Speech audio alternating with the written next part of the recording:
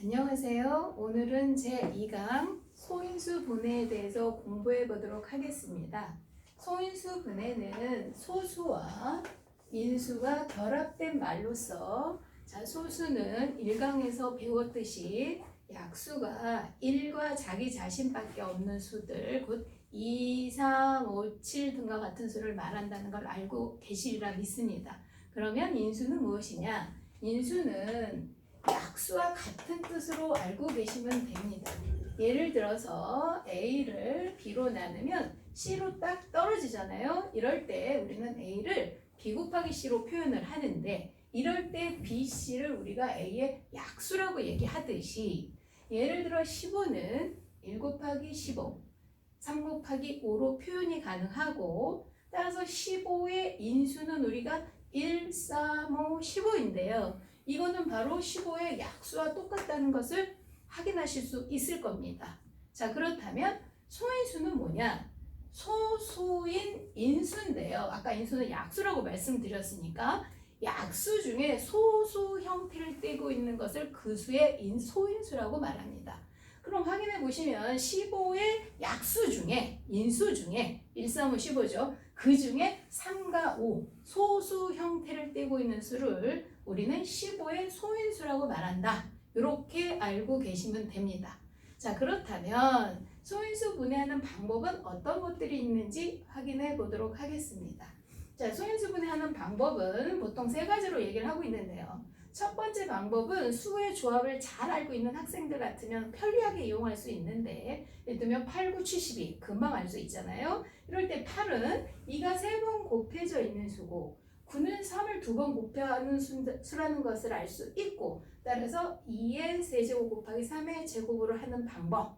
또 두 번째 방법은 소인수로 나누는 방법인데요. 자, 72를 소인수, 곧 나누어 떨어지는 소수인 2로 나누기 시작하여 여기에 몫을 써주시면 됩니다. 그래서 2로 나누면 36, 2로 나누어 18, 2로 나누어 9, 3으로 나누면 3인데 사실 저는 여기다 이렇게 다 순서대로 썼지만 3으로 먼저 나누셔도 상관없습니다. 이렇게 해서 소인수분해 해놓은 것을 마지막에 소수가 나오면 끝나는 거고요. 따라서 지금 확인해 보시면 2 곱하기 2의 세제곱 곱하기 3의 제곱이라는 걸 아실 수 있을 겁니다.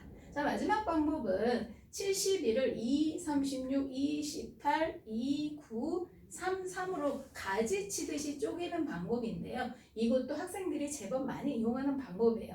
일반적으로 소인수 분해는 소인수로 나누거나 이렇게 가지치는 방법을 이용해서 많이들 소인수 분해를 하고 있고 결과는 마찬가지로 72는 2의 세제곱 곱하기 3의 제곱이라는 걸 아실 수 있을 겁니다. 자, 그 다음에 그렇다면 이렇게 소인수 분해를 배웠으냐 그걸 이용하는 문제들이 어떤 것들이 있는지 알아봐야 되겠죠. 가장 대표적인 게 뭐냐면 소인수 분해를 이용해서 약수를 구하는 겁니다.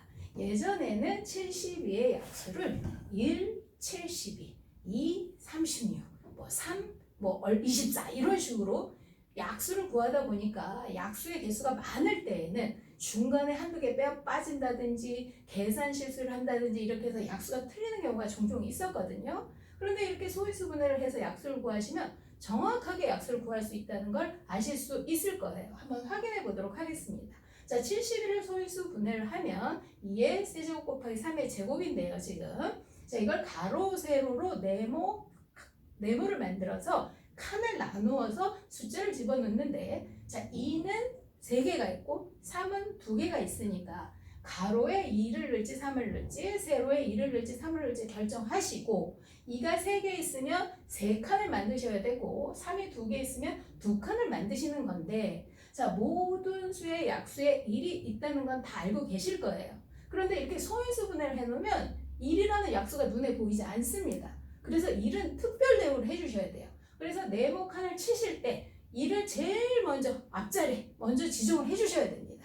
그래서 가로에 하나, 세로에 1 이렇게 한 칸씩 더 쳐서 1을 먼저 넣어주시고 2가 하나일 때, 2개일 때, 3개일 때 3이 하나일 때, 2개일 때로 나누어 가로, 세로를 이렇게 곱해서 약수를 구하다 보면 72의 약수는 1, 2, 3, 4, 6, 8, 12 6, 8, 9, 12, 18, 24, 36, 72라고 정확하게 구하실 수 있습니다. 자, 그런데 이 약수 구하는 방법에 의해서 또 어떤 걸 알아냈느냐?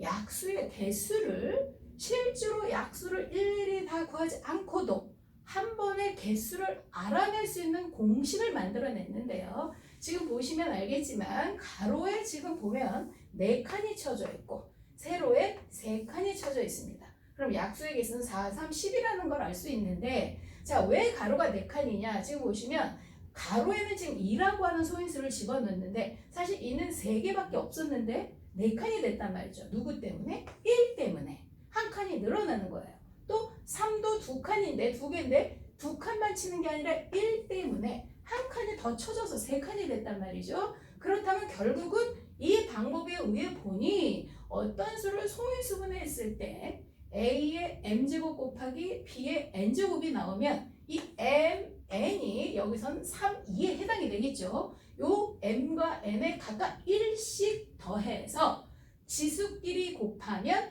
약수의 개수를 구하는 공식이 도출되고 요것은 공식으로 외우셔야 됩니다. 자, 약수의 개수 내는 공식이 뭐라고요?